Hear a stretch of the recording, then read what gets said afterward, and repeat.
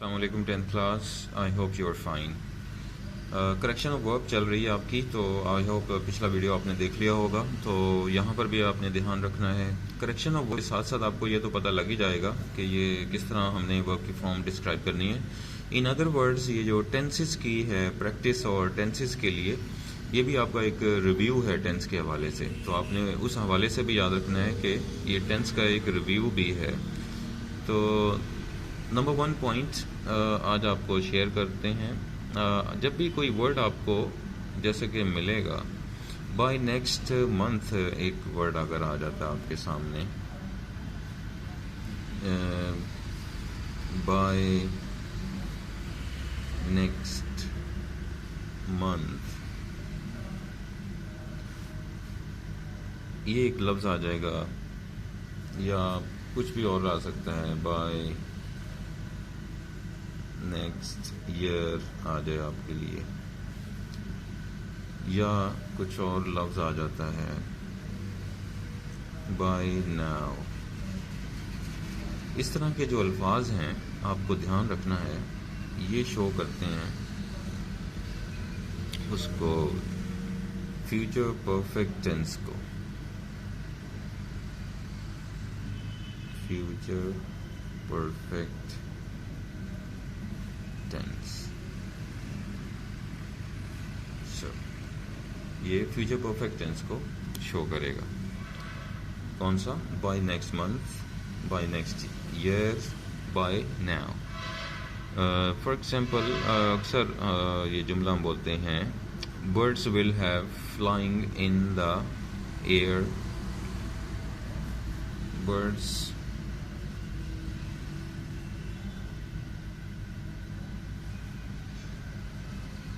will have flying in the air by now। इस तरह करके आपको नज़र आएगा। तो बाय नाउ आ चुका आपकी निशानी, इसका मतलब है ये फ्यूचर में जाना चाहिए। अभी ये करेक्शन ठीक नहीं है, यानी करेक्ट नहीं है। तो आप क्या करेंगे? आप इसको ठीक कीजिए। बर्ड्स विल हैव, विल ये फ्यूचर परफेक्ट टेंस है, और इसके लेकिन इसके बाद आती है थर्ड फॉर्म, इसलिए हमने यहाँ लगाना है phloem. Be careful. Fly, flu, phloem. Birds will have phloem, बाकी सेम हो जाएगा, इन the air by now. This is main thing, be careful. इस तरह आप इसको डिस्क्राइब कर सकते हैं। ये सॉल्यूशन है इसका। तो इस आप रूल को ध्यान रखें, यानी बाय नाउ आ जाए, या इसी तरह बाय नेक्स्ट मंथ आ जाए, बाय नेक्स्ट ईयर आ जाए, आपने परफेक्ट में डिस्क्राइब करना होगा। नंबर 2 को अगर हम फॉलो करें रूल को, तो आपको ध्यान रखना होगा कि बाज़ औक़ात आपसे पूछा जा रहा होता है, मुद्दत वक्त या मुद्दत का जिक्र आता है, जैसे कि 2 years, इस तरह की यानी वो लिखी होती है। बाज़ औक़ात इलामत आपको जुमले के अंदर नज़र आना शुरू हो जाएगी, और जिसमें वो डिस्क्रिप्शन पे आ रहा होता है कि फॉर 2 years से लिखा हो जाएगा, या सिंस मॉर्निंग, आपको सिंस मॉर्निंग अभी हमने पढ़ा है, सिंस मॉर्निंग आपको मिल जाएगा, या इसी तरीके से फॉर 3 days अगर मिला हुआ नज़र आ जाए। तो ये सारी इलामात जो हैं, ये आपको इशारा मिल रहा है फ्यूचर कॉन्टीन्यूअस का। फ्यूचर परफेक्ट कॉन्टिन्यूस का, ये ध्यान रखना।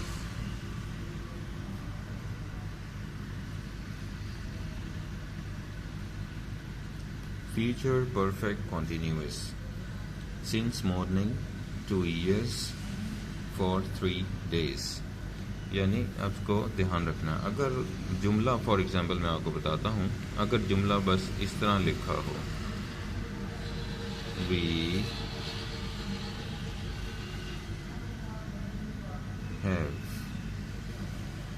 बीन, आगे ब्रैकेट में आपका वर्ब आया हुआ है और यहाँ here 2 years, यानी कोई मुद्दत दे देते हैं वो, लेकिन साथ कुछ हेल्प हो जाती है आपको। here for 2 years, we have been lived here 2 years, lived here for 2 years अगर हम कर लें तो मज़ीद आपको क्लियर हो जाएगा। तो ऐसे आलम में तो बाज़ का यही आपको ध्यान रखना है, प्रेजेंट परफेक्ट है या फ्यूचर परफेक्ट है। इसको जिस तरह बाय नाउ से तो पता लगता है ये परफेक्ट है, लेकिन इस तरह ये जो जुमला आ जाएगा इसको पता लगेगा वी हैव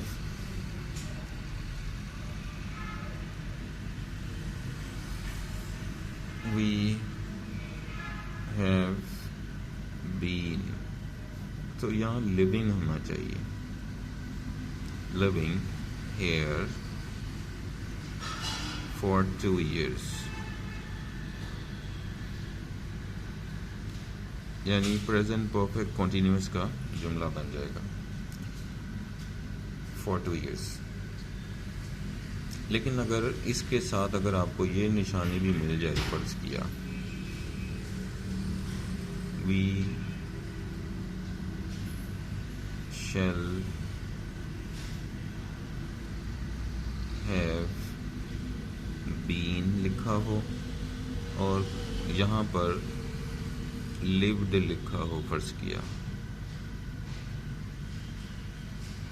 lived, और आगे जुमला यही वाला आपके सामने आ जाए, तो फिर चूंकि यहाँ पर shall have been आ चुका है तो आपने इसको कॉन्टिन्यूस में डालना होगा। We shell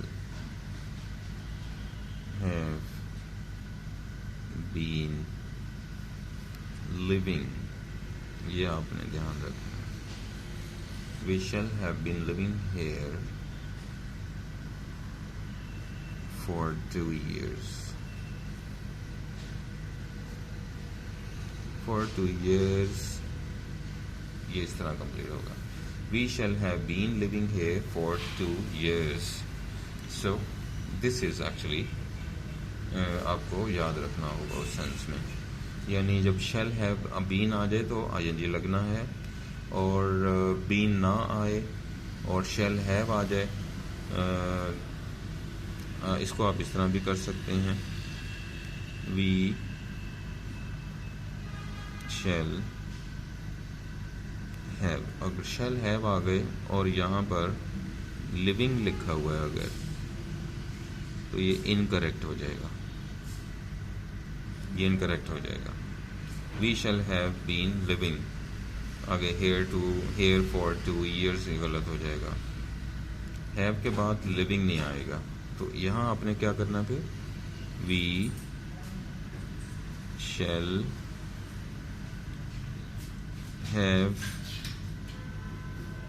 we shall have been, we shall have, okay, we shall have lived हो जाएगा। फिर यहाँ पर आपको थर्ड वर्ब चाहिए, we shall have lived here for 2 years, हम यहाँ 2 साल तक रह चुके होंगे, चुका होगा, ये वो वाला काम है, for 2 years। so this is the main actually situation for this kind of thing। so इस फार्मूले को आप इस लेवल पे जाके भी याद रखें ताकि आप उसको क्लियर से कर सकें।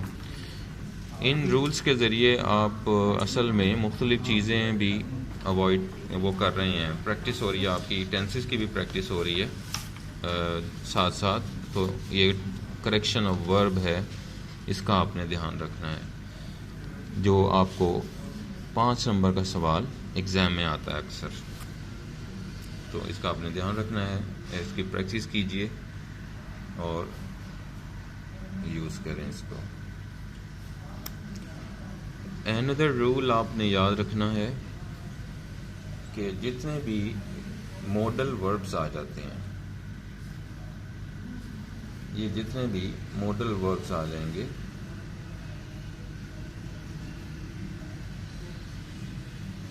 मॉडल वर्ब्स, मॉडल्स कौन से हैं? जैसे कि हम कहते हैं मस्ट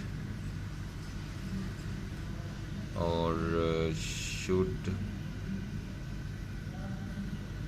और ought मैंने चाहिए, शुड मैंने चाहिए, दोनों। और इसमें कैन आ जाएगा आपका, could,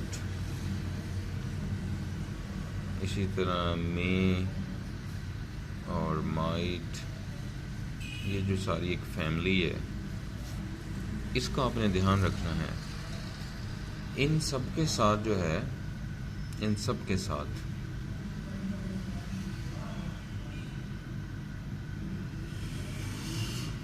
first form of verb ने आना है, फर्स्ट फॉर्म ऑफ वर्ब ने आना है।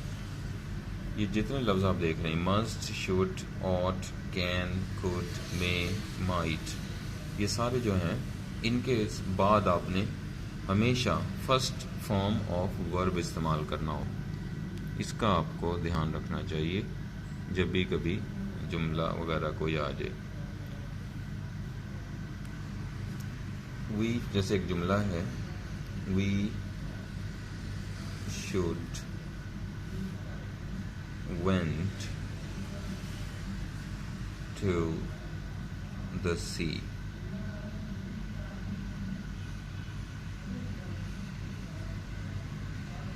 We should went to the sea. अब should है, ये भी इसमें शामिल है, इसलिए फर्स्ट वर्ब आना चाहिए। We should go आना चाहिए, first verb. To the sea. Be careful. ये बहुत अहम ग्रामर है, इसका आपने ध्यान रखना है। इसी तरीके से अगर कोई वर्ड आपके सामने, ought मैंने बोला था, he ought to obeys his parents, he ought to obeys his parents। ये ought मैंने चाहिए होता है, इसके बाद to ज़रूर आता है, याद रखना आपने। लेकिन अब जब to आ गया है तो to के बाद सिर्फ वर्ब की पहली फॉर्म आती है और आप इजाफा वगैरह कुछ नहीं कर सकते। You ought to, he ought to obey बस आना चाहिए, no s, this is his correction। to के बाद हमेशा फर्स्ट वर्ब आता है, यह आपने याद रखना है। He ought to obey his parents, उसे अपने वालिदैन की फर्मा बरदारी करनी चाहिए, ये चाहिए ought। तो इसका आपने ध्यान रखना है। वैसे ought जो है ये ग्रामेटिकली हम अखलाकी फ़र्ज़ की अदायगी के लिए लगाते हैं, अखलाकियात जहाँ आ जाती है, तो ये भी अखलाकी फ़र्ज़ है ओबे करना, और वैसे भी लाजमी इस्लामिक पॉइंट ऑफ व्यू से, इसलिए भी यहाँ ये आ गया। तो लेट का इस्तेमाल भी आप देख लें। अमूमन लेट का जैसे हम कहते हैं लेट हिम वेंट, लेकिन आपने याद रखना है लेट जब भी आएगा वर्ब की पहली फॉर्म लेकर जाएगा।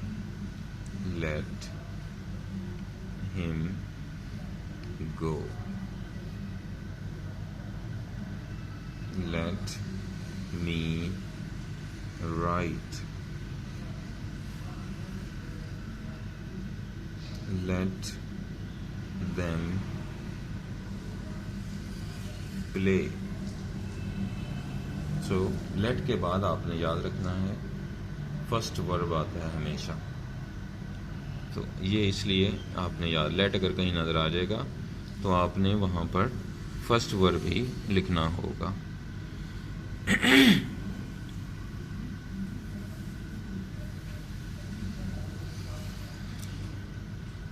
करेक्शनल वर्ब में आपको डायरेक्ट और इनडायरेक्ट भी याद रखने हैं, क्योंकि वहाँ पर भी कोई वर्ब ऐसा आ सकता है जैसा कि आई सेड, अच्छा that, I said I take tea, I take tea, एक ये जुमला है, ये इस फॉर्म में तो नहीं आएगा, वो आपको इस तरह दे सकता है, I said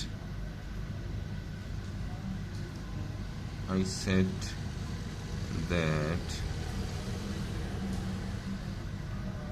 I, इसको वर्ब को छोड़ देगा आपके लिए और आपको खुद से देखना होगा। I said that I take tea, अब इसको कहता करेक्ट करो, इसी तरह जो करेक्शन आ रही है वर्ब की, तो आपने क्या करना है, ये आंसर है आपका। I said, और ये हम पहले कर चुके हैं, that I, ये टेक है और यहाँ सेड है, हमने कहा था जब भी यहाँ पास्ट आएगा ये भी पास्ट बन जाएगा, तो इसको आपने क्या करना है, that I took tea, ये इसका राइट आंसर हो जाएगा। तो इस तरह की भी करेक्शन आ जाएगी, ये भी आपको मालूम है, आपने की हुई है, उसके हवाले से आपने ध्यान रखना है। इसी तरीके से ये next point number 5, conditional sentence, ये भी आ जाते हैं करेक्शन में।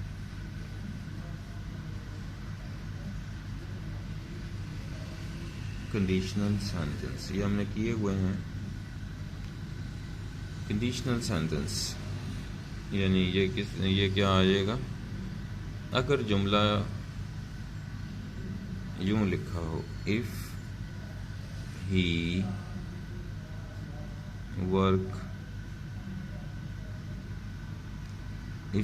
Work hard,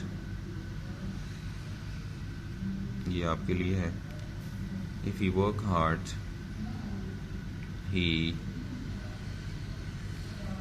would have passed the exam। अगर ये जुमला आ जाएगा तो आपने क्या करना है, अगर एक हिस्से में would have आ चुका हो तो उसका मतलब है पिछले हिस्से में हैड के बाद वर्ब की थर्ड फॉर्म में आना है, ये आप फार्मूला याद रखें। तो इसका आंसर क्या होगा, ये वाला, if he had worked hard बना के आप लिखते हैं।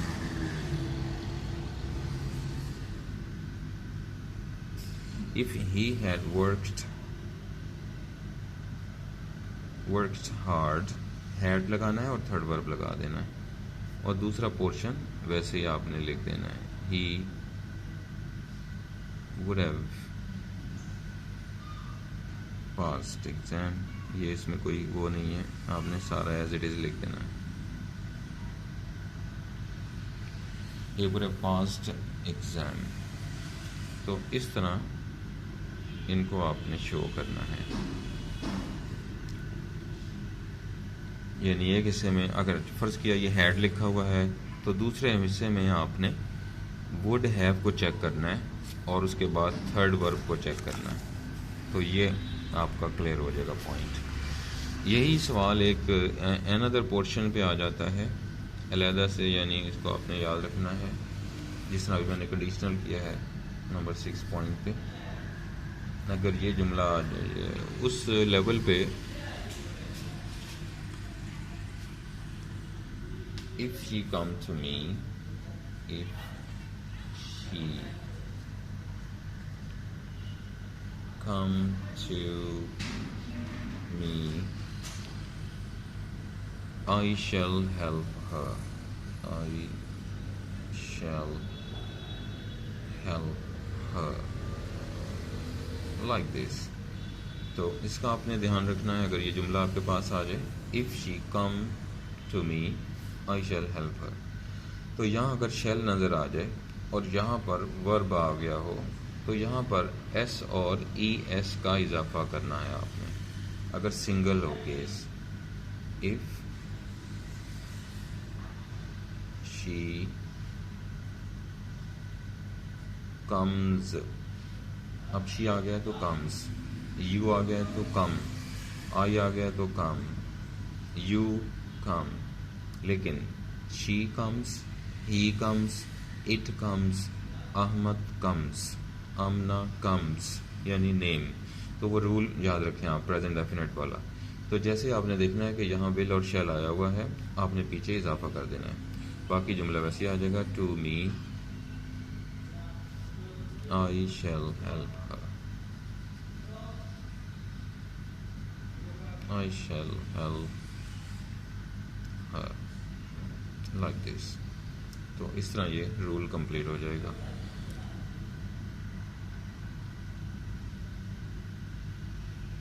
इफ ही, ये भी हो सकता है, इफ ही गोज देयर, यानी वो शुरू में भी प्रेजेंट टेंस ऑलरेडी यूज हो गया हो तो आपने दूसरे हिस्से में फ्यूचर लगाना होगा। He meet his father,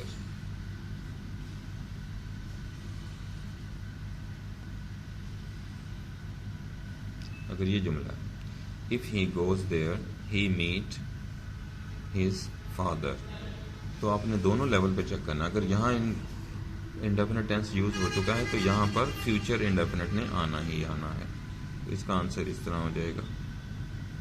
if he goes, ये वैसे आ जाएगा सारा कुछ, देयर कॉमा ही, यहाँ लगाइए विल, फिर लगाइए meet, he will meet his father. So इस तरह आप इसे इस्तेमाल कर सकते हैं very easily. If he goes there he will meet his father, तो पहले हिस्से में इंडेफिनेट होना चाहिए और दूसरे में फ्यूचर इंडेफिनेट होना चाहिए। अगर पहले में फ्यूचर इंडेफिनेट आ गया है तो दूसरे में प्रेजेंट डेफिनेट होना चाहिए, यानी ये चेंज भी हो जाते हैं। तो आपने ये सारा ध्यान रखना है। आज का ये लेक्चर करेक्शन का यहाँ वाइंड अप होता है। आई होप यू कैन अंडरस्टैंड।